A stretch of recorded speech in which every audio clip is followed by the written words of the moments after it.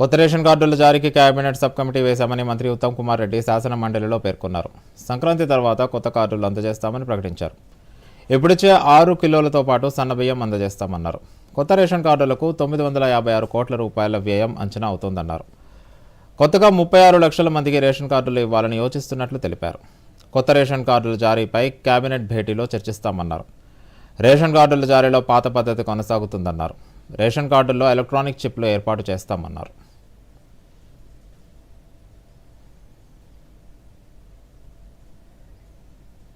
Existing కార్డులో కొత్త members add చేసుకోవడానికి అప్లికేషన్స్ కూడా పెండింగ్ ఉన్నాయి.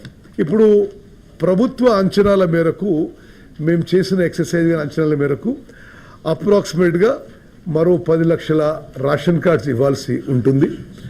ఒక్కొక్క రేషన్ కార్డ్కి 3.16 ల్యాక్ యూనిట్స్ అంటే ఇండివిజువల్స్ ఉంటారు.